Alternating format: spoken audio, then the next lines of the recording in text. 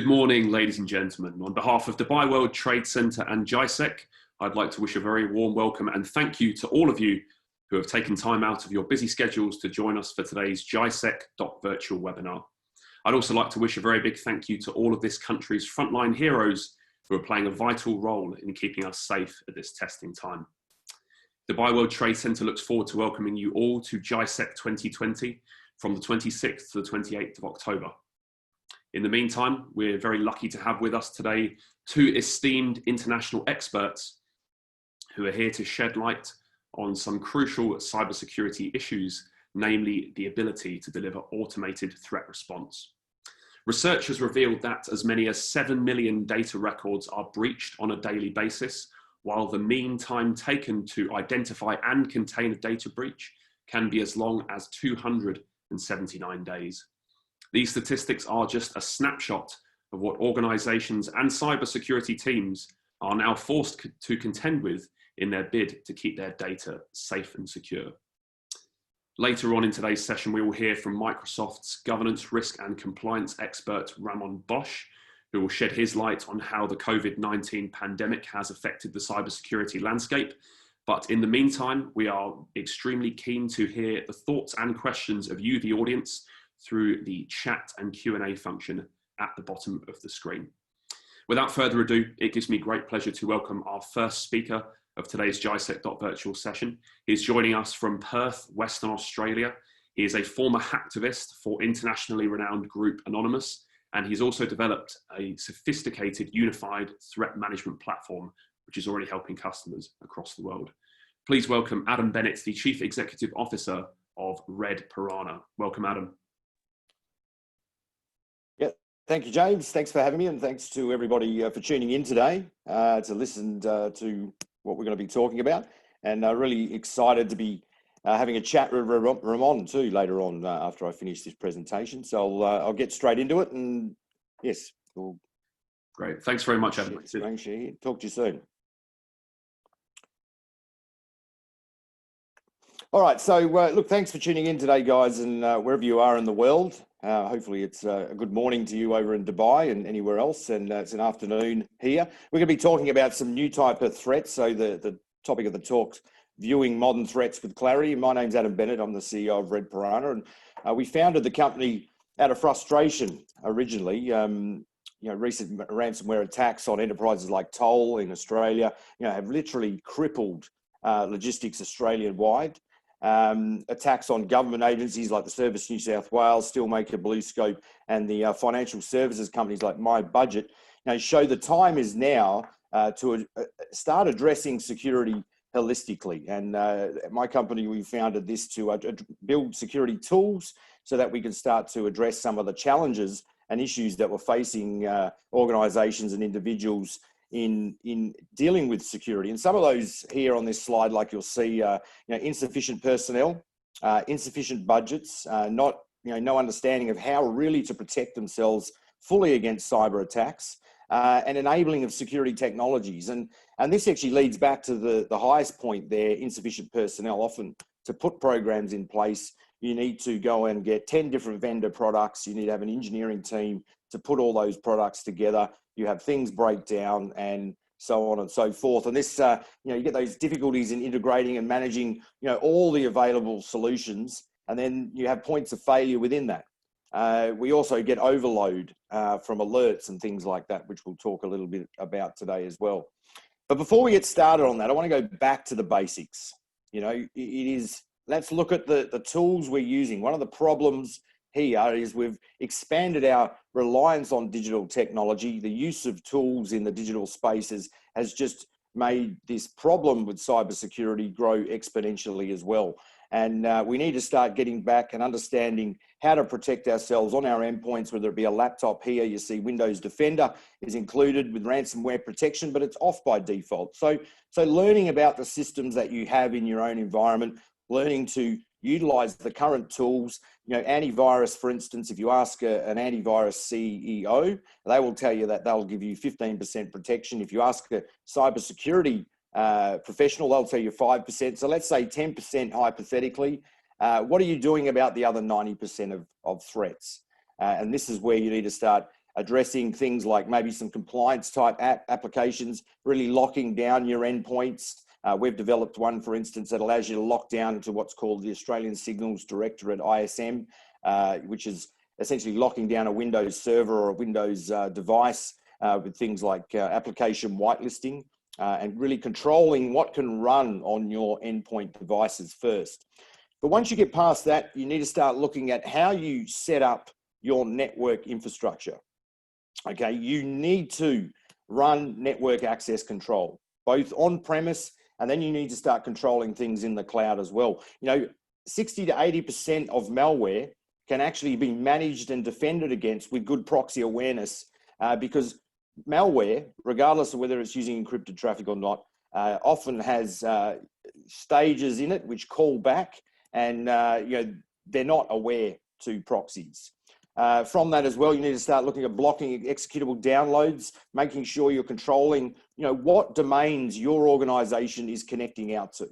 Okay, so you can then start to defend better in your environment, and whitelisting domains is always better than blacklisting from this standpoint. And then restrict workstation to workstation communication through good network segmentation.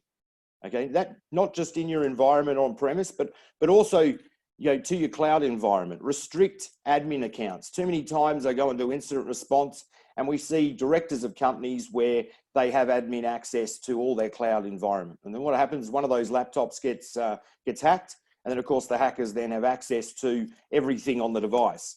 Then once you've set up your network correctly, you need to make sure you have visibility over that network. You need whatever products, whatever tools you use, you need to have something that gives you total visibility on what's happening on that network. You cannot defend what you can't see. So once you can see what's happening on your network, then you can set up defensive measures for that. And this leads me to my talk today, to make people aware of the new threats and that rise of encrypted malware and encrypted threats that now exist. And in the old days, or leading up until now, vendors will tell you, you need deep packet inspection. Everybody, deep packet inspection this, deep packet inspection that. And what that does is put a proxy in front of the traffic traversing outside of the network. It then unencrypts that transmission, re-encrypts that transmission after analyzing it, and then sends it out on its way. But that's worked fine up until now. But the problem is, and I'm not supposed to talk about this as a vendor, of course, because vendors are trying to sell products. These days, you have what's called PIN certificates. You have operating systems like iOS, which are making it impossible for this type of traffic to be decrypted through deep packet inspection, and this is causing a blind spot in network visibility, essentially, which is a major problem because we're seeing a huge rise here in encrypted malware being used by hackers. And that, as we've seen in the last couple of years, jumped from 20% of malware which has been encrypted up to well over 80% now. In fact, with Google and other things like Let's Encrypt over the last few years, making sure the web is using encryption for basic web protocols, we have now seen malware pretty much all using encrypted traffic. And then you've got things like DoH. And what is DoH? That's DNS over HTTPS. And this allows a user to essentially run DNS from a module that bypasses all visibility on the network itself. So things like firewalls and antivirus and all these other security features you've been traditionally used to protect yourself from these are now becoming less and less they have less and less ability to now see that traffic. And when you can't see that traffic, you can't defend against that traffic. So how can we get this visibility? Well, one way is through TLS fingerprinting. Okay, and what we do here is we address the encrypted fingerprint that's created when an application creates an encryption stream. It creates a fingerprint, and we can actually map this to see what's going on a network itself. And I'll do a little bit of show and tell at the end of this talk on that, where we can actually use this to defend and get visibility without having to decrypt all the traffic itself. And we can actually get granular visibility across application layer communications themselves. So for instance, we can start to see what sort of browser is being used, what application is this, and so on and so forth. Once we've got that visibility, we start to need to look at automating our security and response. And we call it SOAR, orchestration, security orchestration and automated response. And the reason for that is once you set up your network properly, once you start collecting that data that's happening on your network, you need to watch this or have somebody watch it. You can do this through managed services, or you can do it in your own security operations center. But this immense amount of data then requires you to be able to respond to that data, whether it be in an incident or just an alert. And this is where playbooks can really come in handy. We need to monitor all these things. You know, it is literally, we call it security incident event management. The more we can monitor, the better off you'll be in the form of an incident, because hacking's not like the movies. We're not flying down the road at 100 miles an hour, changing the color of the street lights or the stop signs, stop lights to get away from the police. It is usually a hacker will write an automated script. They will hack and get a lower hanging fruit, a device or an application that has a vulnerability that will then use to pivot through an organization. And from this, it might take time for a hacker to get into the real valuable bits. So if we can catch early the initial compromise on a single device or on an application or whatever, as an organization, we can then minimize the risk and the damage. We can literally get those hackers out before they do real damage. And this is where the SOAR value add comes in. You can start to orchestrate and automate security and essentially streamline the process. You can make sure SIM events are going direct to incident response and so on and so forth. So you just a little word of warning with SOAR products that are out there. Often they aren't plug and play. Okay, and this is where we've really worked on making this plug and play. And as James said earlier, the average in Australia here, and this is replicated around the world, the average dwell time, as we call it, the time it takes to find attackers on a network is between 12 and 18 months. Okay, now that means a hacker is in your network for over a year before people really understand or find that they're in that network. What we need to be doing is seeing that initial compromise. We need to be dealing with that compromise and properly investigating on that compromise, and then attributing this back through threat intelligence or CTI platforms so that we can actually determine whether this is a real threat or not. And at our company, we process over 19 million what's called indicators of compromise per day, where we feed that information into our platform, and we use that to attribute and block and have automatic actionable intelligence where we can then defend against known attacks. And then we can respond through orchestration immediately on initial compromise. And this reduces the damage and the risk as far as getting the hackers out. It reduces the amount of forensics we need to do and so on there. From there, we need to follow playbooks. We literally need to have these set up in an organization so that when we're essentially finding these indicators of compromise, we can just follow the playbook all the way down the line and complete the forensics in a recipe, a step-by-step model that is laid out for teams, that can be tracked, that can be utilized to then deal with that incident in a fashion that is fast and efficient, essentially. Once we've got all those things in play, we need to start looking at testing, vulnerability assessment, ongoing, regular. It's not something, I hear a lot of talk about. We do a lot of pen tests here at Red Piranha. That's something that we're good at. In fact, we've got 100% success rate with our penetration tests over the last 5 years in the organization. That means not one company that's ever come to us and had us do a penetration test has ever not been hacked. And that says something about the state of cybersecurity in the world, really. But from that, we need to not be doing these things once a year. We need to have systems in place which vulnerability assess monthly, every month. And this is where automation, again, through your security, your SOAR platform, can start to deliver this. Through that automation, it becomes cheaper, and we can start to run these things every month, and you can get reports and keep risk from those reports and schedule works in to fix these. And often vulnerability assessments can find hackers that have been on a network recently and something's changed and left a backdoor, for instance, and that vulnerability assessment doesn't just pick up the vulnerable things that change on a network, but it also picks up, like I said, backdoors that have been recently placed on a network. Vulnerability assessment done regularly as well can find holes that have come through software changes. So we all hear about patches. There's a number of these happening all the time, every day. I mean, what was the one today, this week, Palo Alto, big RCE, a remote code execution bug in Palo Alto 2 days ago, found by Monash University actually in Australia, that bug. And this allows remote hackers to attack a firewall actually and get remote access to that firewall. Now, if that firewall is not updated in a timely manner, it will get hacked. And this is where a vulnerability, an ongoing vulnerability and risk management process can essentially find this stuff that's been forgotten by admins, report that risk to be fixed immediately, and you can literally catch the holes before the bad guy's done. Because the problem with a pen test is once that annual pen test is done, it's pretty much useless the next day. The way things move, how fast things become vulnerable, that penetration test the next day after it's completed is its usefulness starts to die off because there could be a new vulnerability and the chances of that happening increase exponentially day by day. So the longer you get out from your last testing scenario, the higher the chance is that you're going to have a vulnerability in your network.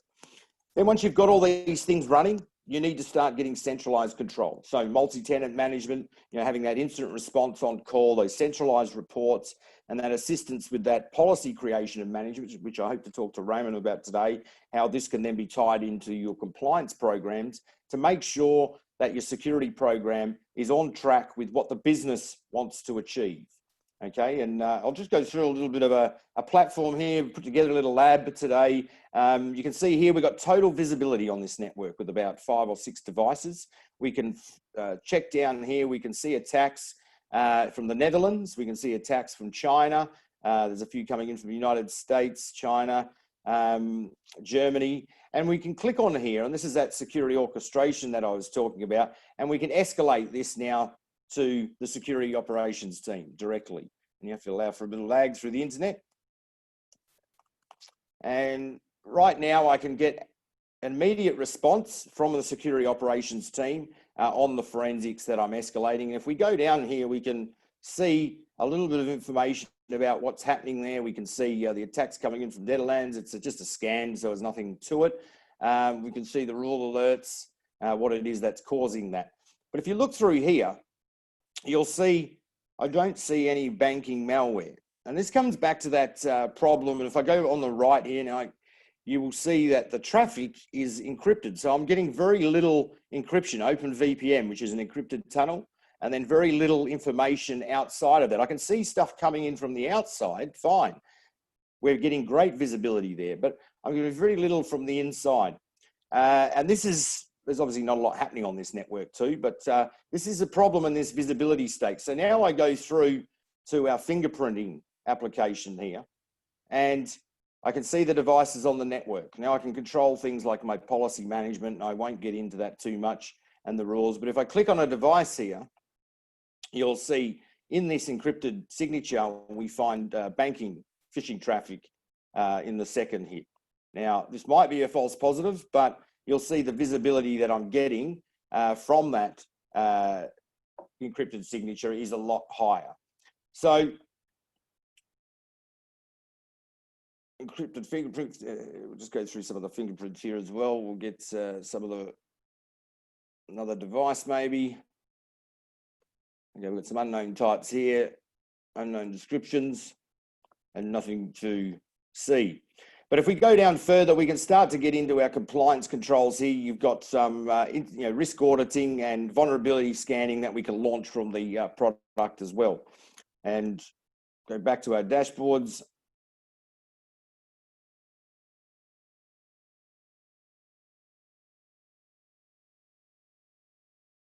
And you'll see here on the left from our automatic actionable intelligence, this is taking IOCs that are fed in through our threat intelligence platforms, and it is literally automatically defending against, and you'll see one in here as well. So this one's coming through, this one from China. So this is a known IOC.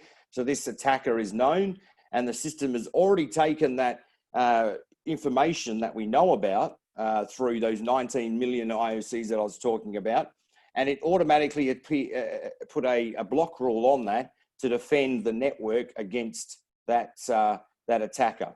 And so the faster we can make this dynamic, and you can do this through multiple tools, an integrated tool like this is always handy. It reduces cost in your organization for staff putting this stuff together. But you literally put these tools together and start to create automatic defense, if you like, against attackers as they roll out. And when you join consortiums or threat intelligence organizations like us, for example, or other organizations, you can take that threat intelligence and use it to defend your organization literally before one of your nodes or devices gets attacked, because you can get that information from somewhere else in the world and update things automatically. I'll hand you back to James now, and I think we might have some questions. Is that right, James? Yes, Adam. Yes, we've got several questions from our audience members. One of the most popular questions we've received so far is, with ransomware running rampant, detection may not necessarily be enough because data is already lost at the point of infection. What can we do to prevent ransomware from holding our data hostage? Exactly what I've been talking about, and that was a holistic approach to security. It's not one thing. There's no one silver bullet here. I mean, we really got to start layering up. You might have heard the term defense in depth before. It is really about defense in depth. Application whitelisting is one of the number one, if you listen to what's called our Australian Signals Directorate in Australia, that's kind of like the NSA of Australia, I suppose. They would recommend application whitelisting as the number one defensive technique here, because that controls what's happening on on an endpoint, but it's very difficult to deploy. It's very hard to deploy on other things like BYOD or IoT. And that's why we've developed a network-based application whitelisting tool, which can deploy across all devices, and it's vendor agnostic or operating system agnostic. So it doesn't matter what software you're running, and it can be done remotely as well. It's not one thing, it is 100 things you need to be doing. When it comes to ransomware, you need to make sure that that's contained, like I said, with network segmentation, so it cannot pivot or spread through. So if there's a worm type attack, make sure if it gets into a weak point, it can't then attack lots of points on your network. And this way you can save your data, and backups too. Have a backup plan. If you've got a backup plan in place, you can always restore and protect yourself from the actual risk of ransomware. Okay, great. One other seemingly popular question from the audience is, can cloud environments give an advantage in dealing with ransomware as opposed to on-premise environments? Sorry, say that again, please. Can organizations who adopt cloud have an advantage in dealing with ransomware as opposed to being on-premise? Yeah, look, I think it's, I'll just try and close this presentation for you. Cloud has its own challenges and issues, and from there, there's other problems that can arise. I don't think cloud is a solution to this problem per se. In fact, we see a whole new range of problems that exist from cloud. There's a big problem in the world at the moment with cloud where people are putting their data into the cloud, and then there's no real responsibility taken for the securing of that cloud. And the problem that you have there too is forgetting about the on-premise situation is something gets hacked on-premise, they have a direct line back into your cloud, and you have no visibility over that. So I don't think cloud is a protection mechanism in its own right, kind of like VPN. It's more, it is just taking your data from one place and putting it somewhere else. You need to still have the same rigorous security protections in the cloud as you would if you had a server on your premise. That's an issue I'm sure that I have no doubt that Ramon has a lot to contribute on. Welcome, Ramon. Thank you, James. Thank you, Adam. Quick introduction G'day, for you, Ramon. our audience. Ramon works for Microsoft's global enterprise organization, where he works with privacy, security, and legal officers to ensure that their compliance and security strategies match up to national and international standards, and also ensuring that they are ready and protected when they adopt cloud services. Again, I don't want to take up too much of your time because I know that you have a lot of thoughts to share on these topics, Ramon, and to expand on what Adam has discussed. So Adam, I'll hand over to you now if you just want to get this underway. I know you have a few questions to ask Ramon. Thank you very much. Yeah, Thank you, James. Yeah, I've been looking forward to chatting with Ramon all week. Actually, it's interesting guy. Great things happening at Microsoft. Ramon, the company's efforts in recent times, especially in the last couple of years, to improve security, with additions like firewall on by default, protected view in Office products, a big fan of that, address space layout randomization, etc. They've really been paying off for your customers and your users here. Can you talk to us, give us some insight about these recent additions, sort of in Windows and Azure environments, and tell us a little bit about future plans from Microsoft on in going forward here. Yeah, thank you for that, Adam. That's a good way to start this discussion, right? And I'm sure we will have the opportunity to discuss other topics as well. Look, one way probably to capture this in a simple format is to refer to the things that we have been doing and the technologies that we have been releasing over the last few years and months, and our future plans by referring to one specific initiative rather than a technology.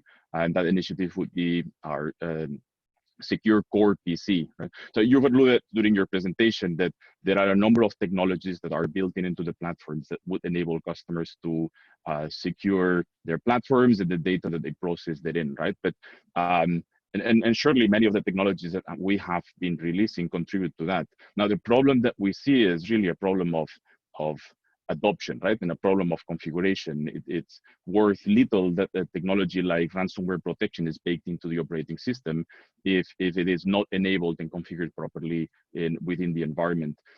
So with Secure Core PC, which is actually a program, what we do is we partner with OEMs, right? With hardware vendors and with silicon vendors to take everything that we do as a technology provider, everything that can be either delivered through software or through hardware, all the way down to the silicon, to the firmware level. And we create a specification for that so that those OEMs, when they build and deliver and ship equipment and machines to our customers, do so following a spec that enables by default all the technologies that we make available, either through our software or through the technologies that we create together with our silicon partners. Right? And that really reflects what we've been doing in the past and how we want to operate moving forward, right? Is to make sure that we build these technologies that address real customer problems, but that we also make them available out of the box, so to speak, for those customers. Yeah, it's that challenge has always been there, hasn't it? Really, you get that flexibility on one hand with locking something down on the other, and it's how do you make something flexible and secure at the same time? And we're really going back to the original computing problem. What year was it? 1960.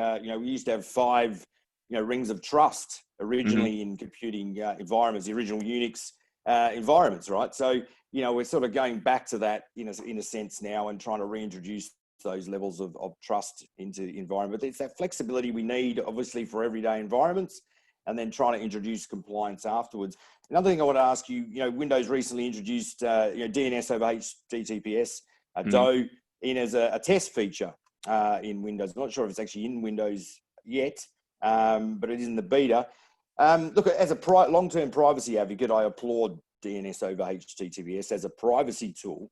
And again, this is that flexibility, right? It's but for an enterprise, this could be a nightmare. We've got Firefox now with DOE running on browsers as a module. You've got Google running DOE. You've got Cloudflare running in, bringing in DOE. Microsoft now in Windows itself. I mean, this is going to, if not configured right, cause havoc in enterprise networks with users being able to bypass DNS control or DNS visibility in enterprise network.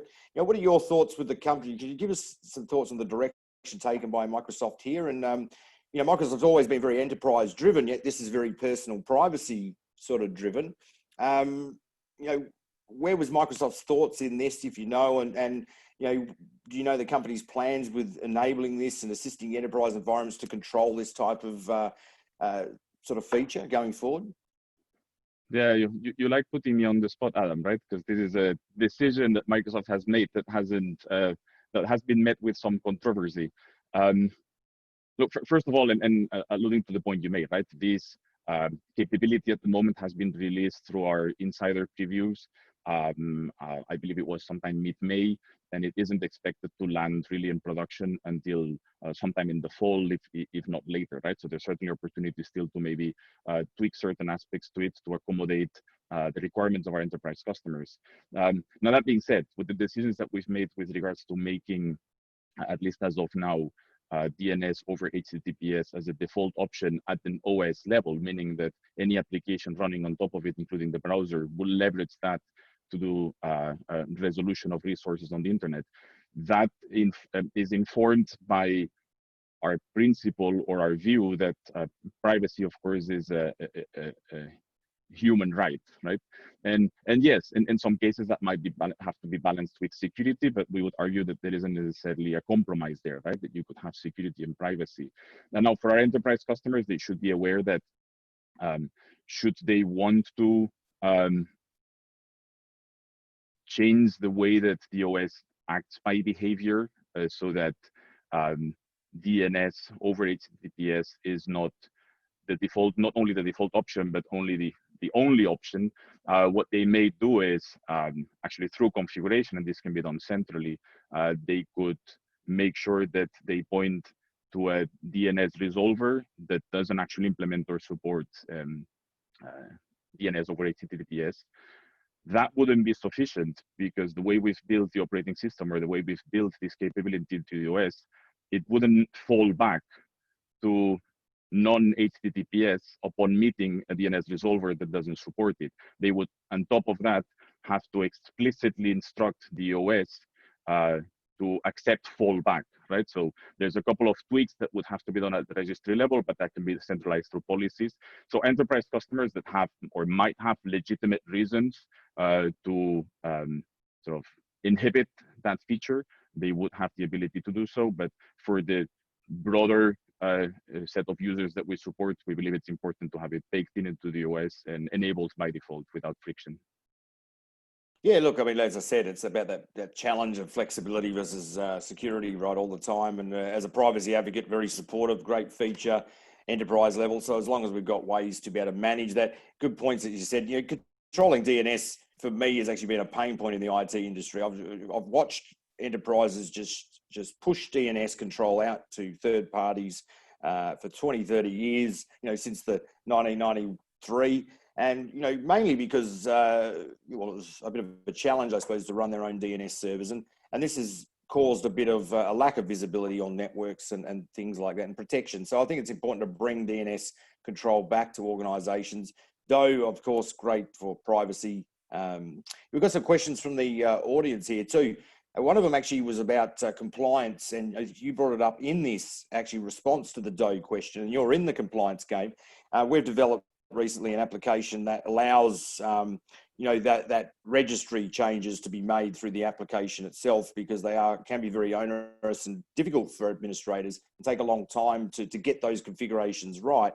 You know, what are your thoughts with doing this lockdown? How can we make it easier for organizations to deploy Windows security features through the registry changes? Have you got any tips and anything you'd like to discuss from that part of your business side? And also, you know, linking that back into general compliance programs, you know, for businesses have challenges every day with running compliance programs because of the resource needs high, the skill levels high, and this is obviously a challenge for organizations. How can we, you know, for smaller and medium enterprises specifically, you know, automate these things so that they can get that same level of protection and compliance that somebody with a world resource team has?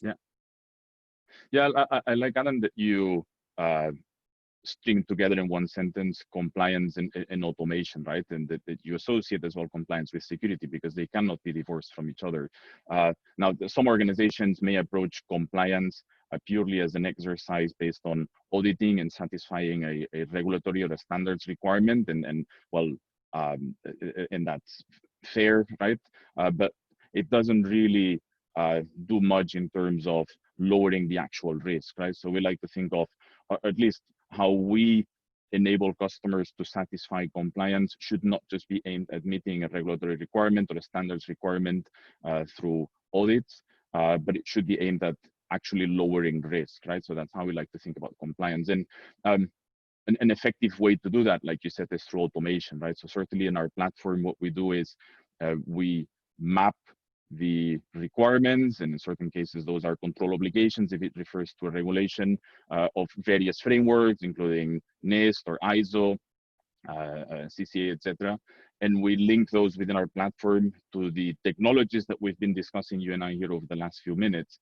And we automate the deployment of policies to those technologies so they may effectively enable the controls required by certain standards, regulations, or frameworks. So ultimately, yes, that lowers the total cost of risk and lowers the amount of effort and time spent on dealing with compliance, but it certainly also streamlines security, right, and removes friction from implementing those best practices, right, that we've been discussing here.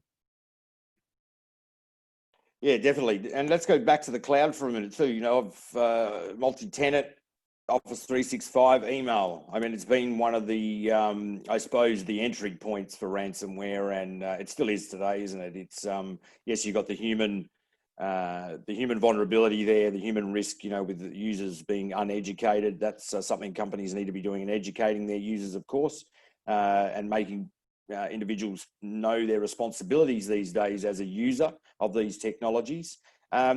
But obviously there's challenges there in the multi-tenant Office 365 setup, obviously, over the years. This has been a challenge in technology with multi-tenancy from day one, with databases and whatnot. So talk to us about any changes or updates that are coming. I mean, I'd really love to see with Office 365 and Microsoft sort of easier encrypted email into, you know, implementations, you know, that are adopted through GPG, for instance, or PGP, making that compatible across multiple platforms. Is Microsoft going down a certain direction here, and how do you see the email security space, I suppose, over the next few years? Yeah, I definitely welcome that question, and I want to address it. But if you allow me, I'd like to refer back to something you mentioned earlier about cloud, right, and how cloud may or not enable an improved security posture, right? And I think there, but we have somewhat diverging views. While I don't fully disagree with what you said, right? Cloud is not a silver bullet in terms of improving security. There are certain things that certainly can be leveraged from in terms of cloud adoption. Now, it is fairly self-evident that one of the main reasons why organizations are compromised or breached is not due to the lack of technology, but rather due to the lack of correct configuration of the technology, right? And the reason why one could argue that technology is not well configured is because resources are limited, right? And organizations don't often have the time to do everything that should be done and learn everything that must be learned. Now, in the cloud, that is somehow taken care of by the cloud service provider, right? It is, if you will, out of the box configured and in a way that customers oftentimes don't have the time or the resources to do, right? And that in itself already improves the security posture just by virtue of taking care of hygiene, right? But then I think the fundamental aspect, and that connects to what you've been discussing earlier around automation, is that there isn't, as of today, there is no real automation without involving machine learning models and so on, right? And that requires huge computational capability and the ability to consume vast amounts of data, right? You refer to the millions of threat signals that your platform consumes. In our platform, we consume some 8 trillion signals per day. You cannot process that amount of data and run machine learning models on it to enable that automation without a hyperscale cloud behind it, right? So whether it's because it facilitates hygiene or because it enables the computation that is required for automation, the cloud is really helping improve our organization security posture. Now, going back to your original question, right? What do we do in a multi-tenant environment and in a hyperscale cloud to still ensure that customers are secure within their little compartment, right, in a multi-tenant architecture? It all comes down, and I think you referred to it earlier, to proper access control and to encryption, right? And I think that should address your question.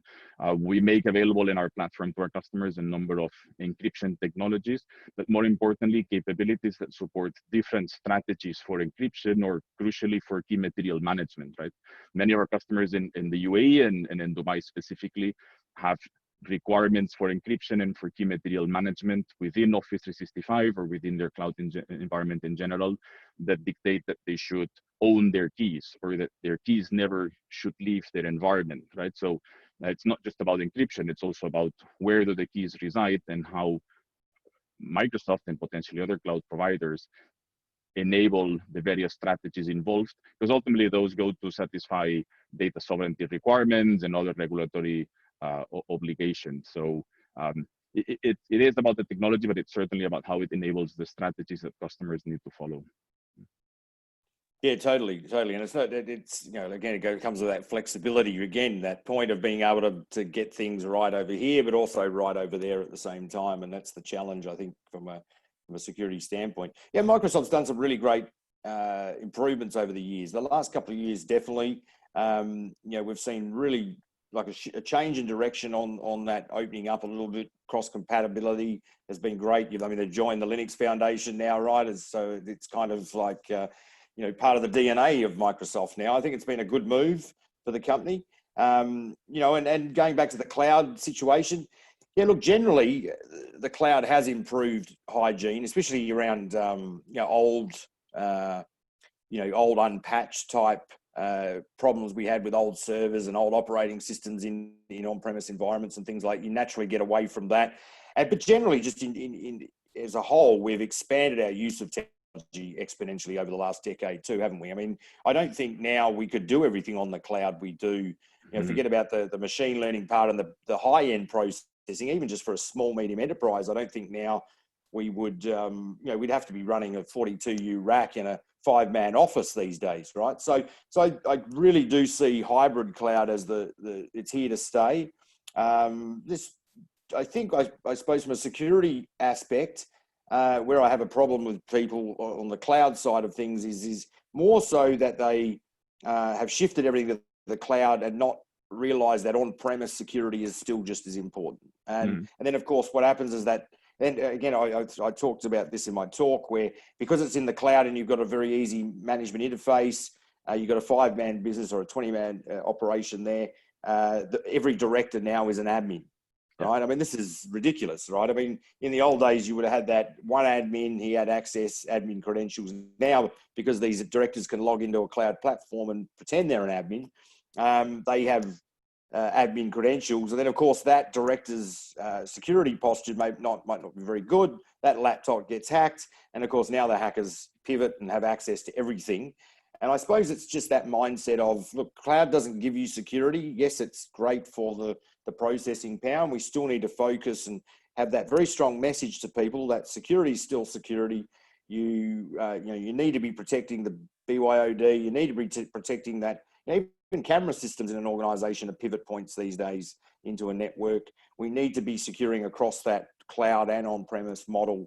The same way we did when it was back on-prem. Cloud doesn't necessarily just automatically give you security.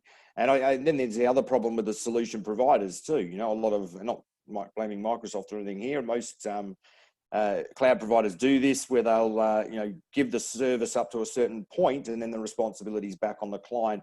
And clients think that service goes further because, I mean, who reads the fine print, right? It's especially in smaller organizations. But this problem isn't just for SMEs that are under-resourced. We see it all the time in larger organizations where you've got unsecured AWS buckets, unsecured Mongo databases with the default credentials. I think it's just generally the problem is we've expanded the complexity of our digital environment so great now that it doesn't matter how good you are. I mean, even in our own organization, we've had, we run weekly vulnerability assessments. It's just part of our DNA and what we do.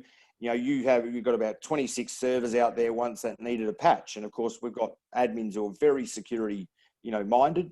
They automate this patch. It runs automatically, across those 26 servers worldwide. One of them fails. The compliance guys go, oh, it's all green. Admin ran the patch. Admin thinks it's all fine, but there's one of those servers out there with an RCE now on it in the wild that's vulnerable for however long. If it wasn't for this ongoing vulnerability risk management program where the scans had then picked it up on the weekend, seeing that this vulnerability was still existent, recreated the red flag for compliance. Compliance can then go into the admin and say, hey, check this because this is red. Admin goes, oh yeah, logs in, that patch failed. I mean, this is why automation of these things is so important. This is why holistic security is so important too. It doesn't matter how good and resourced you are, things will always be overlooked. Holes will still be there. And when it comes to security, right, you're only as strong as your weakest link. You only need one weak point and the whole thing falls over. So it's, it's kind of important there. It is. And Adam, you've mentioned several times holistic security, right? And listening to you say that immediately invokes images of or thoughts of, well, holistic security means I have to do a ton of things now, right? Because that's ultimately what the holistic approach means. You know, you have to do a lot and you have to do it everywhere. And you and I have been discussing things that organizations might want to consider doing, right? Or even things that they should do that are demonstrably going to contribute to improving their security posture. As a practitioner, right, or as somebody that works with large enterprises, are there things that you see them doing rather than things that you see them not doing that might be counterproductive, or things that might be informed by some myths that, you know, leads to counterproductive or dysfunctional results? Because sometimes it is important what you do in addition as the things that you stop doing that might have been counterproductive, right? So is there anything that comes to mind? Yeah, look, it's that myth of, you know, because you can have well-resourced, well-budgeted security teams not do a better job than a smaller team. More doesn't mean a better security posture. I think going back to the basics and building out is, you know, in my opinion, the best things, because I've walked into organizations, you know, where they've had 10 different vendor products, expensive vendor products, yet when you look and analyze what's going on there, only 3 of them are turned on and working. You know, the other 7 are literally, as you said, right to your point, misconfigured, you know, ill-configured, not even hooked up to where they should be, whatever it is. I've gone into firewalls which have been off for 2 years and nobody ever noticed. So I suppose when I'm talking about holistically, I'm just trying to cover those areas of, and this is why I definitely include compliance in, you know, this program. And, you know, it doesn't have to be a very complex, it doesn't have to be 35 different documents, you know, to meet ISO 27000 series. It doesn't, you know, you can literally start off with that vision and making sure that the executive or the management is across security for starters, get them involved in the process so that they can drive any change that comes out of security.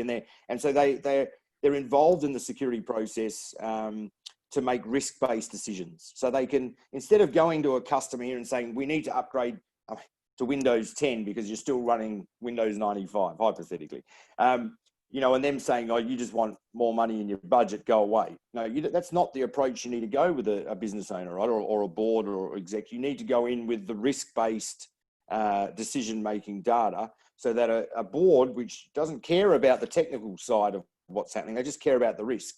And I think that's something of IT teams need to address. They need to be able to talk risk to business, and you would be well-versed in that from the compliance side, but most IT administrators or techs aren't. They don't understand that a business owner talks, you know, risk in business, not tech.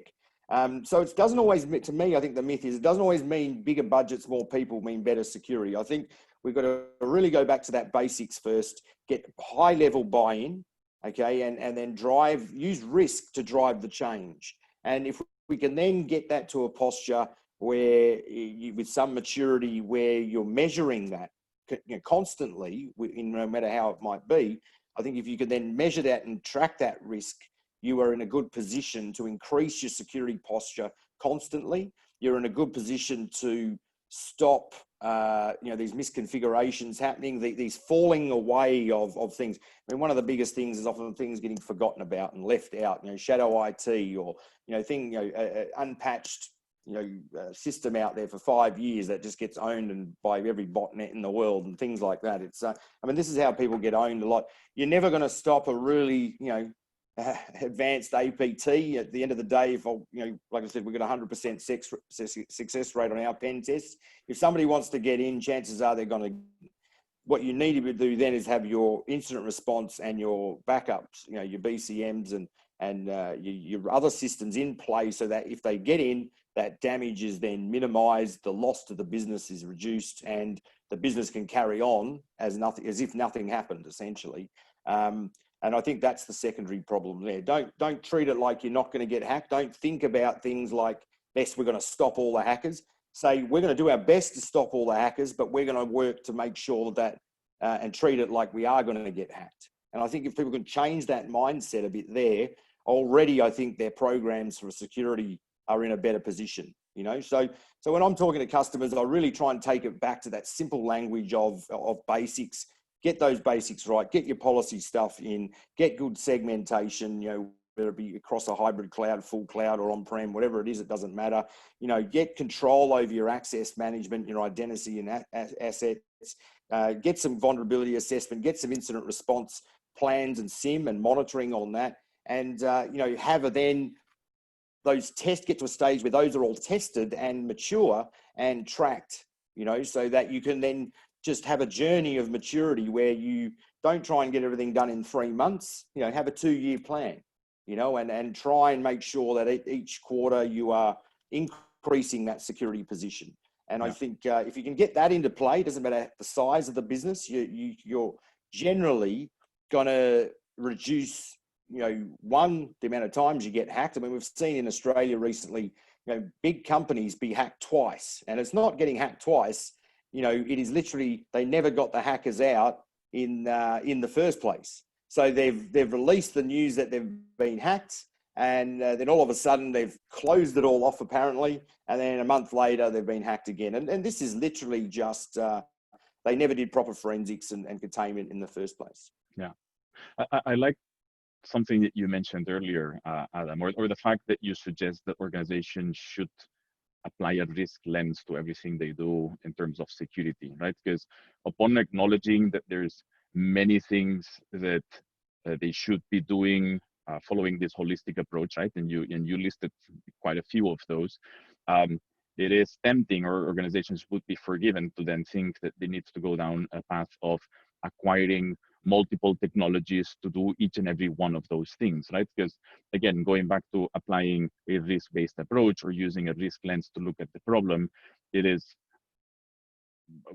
arguable or debatable, but I would certainly make the case that nothing breeds risk more than complexity, right? So if upon acknowledging that you have to do a lot of things to stay safe and to defend yourself, then you go and procure, or you invest, or you roll out a long list of technologies, all you're doing is then driving counterproductive results, right? Because you're inadvertently thinking that you're addressing a security problem, creating complexity, and in doing so, you're really increasing your risk rather than the opposite, right? And that's one of the things I see over and over organizations stumble over, and it's hard to reconcile, right? Because yes, technology is necessary, and having good technologies in place is necessary, but at the same time, too much is too much, right? And there's a case there to be made for consolidation and for simplification of one security posture, and well, there's different ways to do that, right? But certainly keeping always in mind the end goal and the risk lens to make sure that what you do doesn't end up,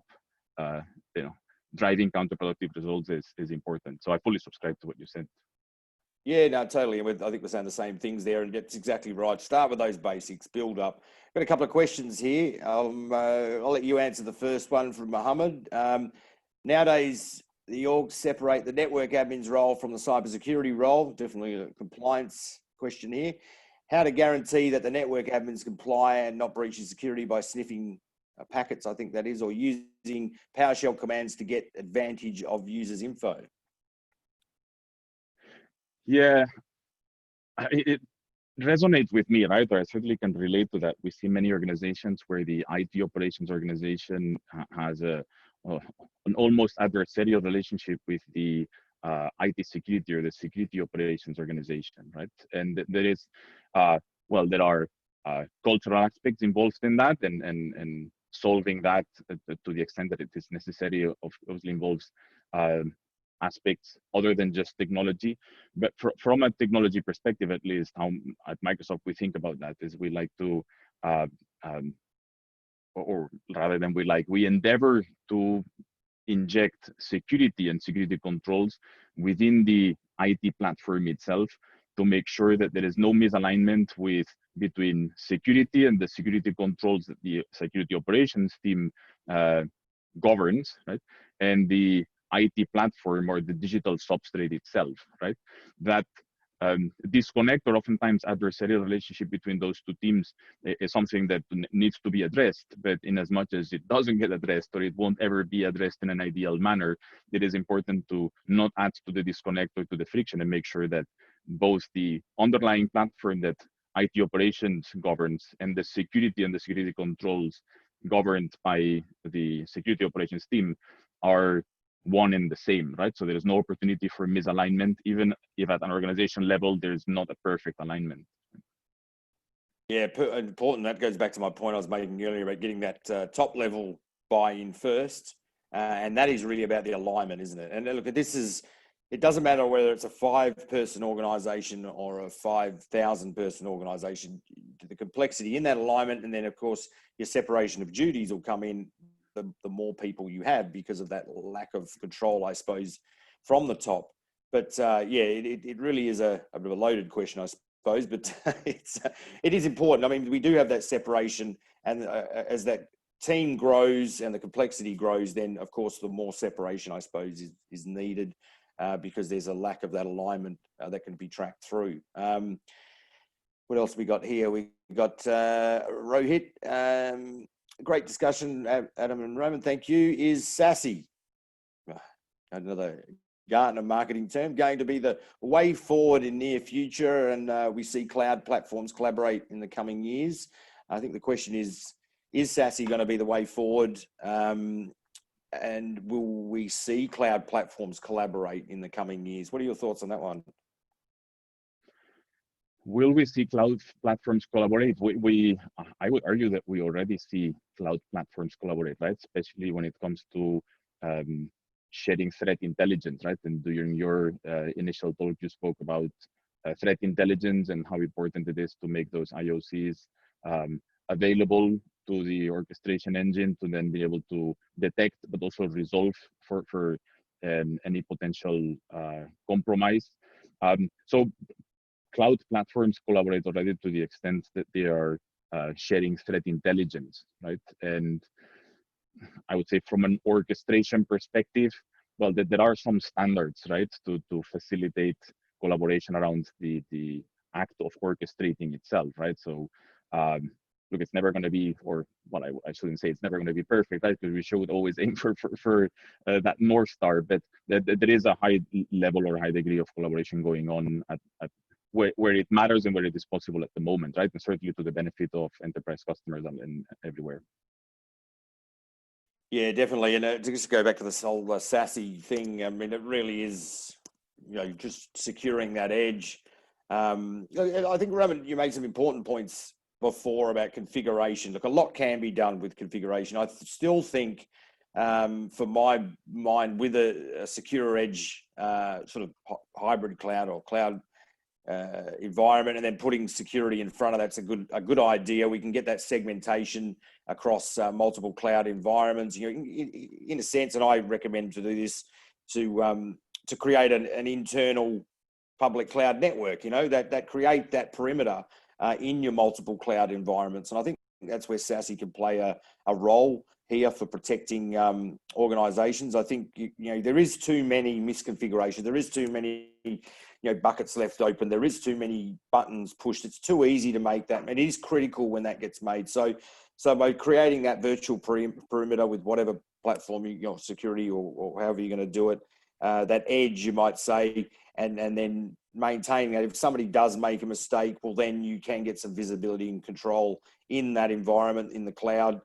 You can also control access back through from multiple premises or on-premise back into these private environments that way as well, a lot better or easier, more flexible.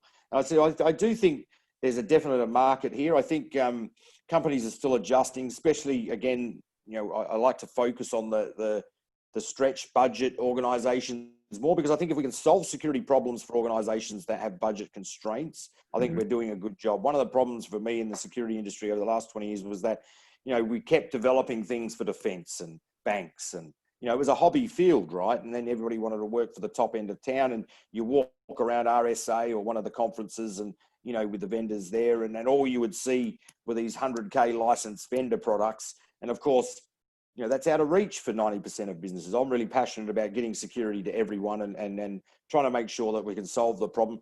hacking's not like the old days where hackers were non-mischievous in a lot of ways, exploratory.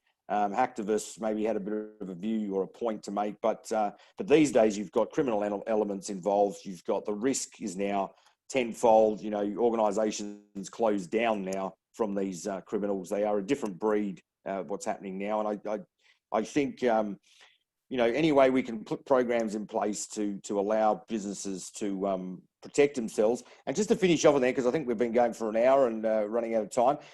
Talk to us about Microsoft's challenges with COVID to finish off. We've just gone through extraordinary last quarter, haven't we? And it's not over yet. It's still, we've seen some major changes around the world, and hence why this event is happening online today. How has Microsoft been involved in protecting people, in the COVID situation? What have you seen that's different? We've seen people being sent home to work, no travel. Tell us about what you've seen from your side of the fence around COVID. Yeah, that's a timely question, of course, and a good way to wrap up. And I'd say we've known for a long time, regardless, and certainly before COVID, that security transformation always follows digital transformation, right? So the organization changes either because they're trying to disrupt the market that they're in, or they're responding to a disruption, and then at some point, there's a digital transformation happening, and IT follows, and it's usually security that transforms at the end, right? And during that period, you see some misalignment between where the organization is and what they're doing, and what their employees are doing, and what systems they're using from an IT perspective, and how security is catching up with that, right? And that has always been true, but with the recent events, and in the words of our CEO, what we've seen is at least 2 years of digital transformation collapsed into 2 or 3 months, right? And that has created much more misalignment, much more quickly, and has exposed organizations to risks at a higher rate that they would have before. So that's the challenge that we're seeing, right? We would have expected some misalignment, but the fact that it happened so quickly has worsened the situation. So what we are endeavoring to do with the organizations that we support is to make sure that they have access to the latest technologies, but more importantly, that they have access to out-of-the-box configured technologies and built-in technologies into the platforms that they use, again, to reduce that opportunity for misalignment, right, between where the organization is, where its digital substrate is, and where the security controls are. And I think that's ongoing work, right? And that's probably, it's not something that we're going to see the end of it anytime soon, but yeah, that's where we've been focusing the most. Thank you very much. Yes. Sorry to interrupt you there, Adam. On that note, gentlemen, I think we're running out of time, so I think we'll have to bring things to a close. I'd like to wish you both a very big thanks. Fantastic discussion there. Certainly the comments in the Q&A and chat show that these topics you've discussed, a wide variety of, certainly resonate with this audience. And again, your insight is clearly much appreciated by everyone who's tuned in today. So thank you both very much. Thank you very much, James, for having us. And thanks, Raman, for the chat. Thanks for you, Adam, and thank you, James, too. Thank you, guys. Ladies and gentlemen in the audience, thank you all very much for tuning in today.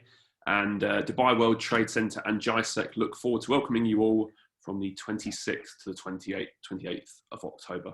Thank you very much. Have a good day and goodbye.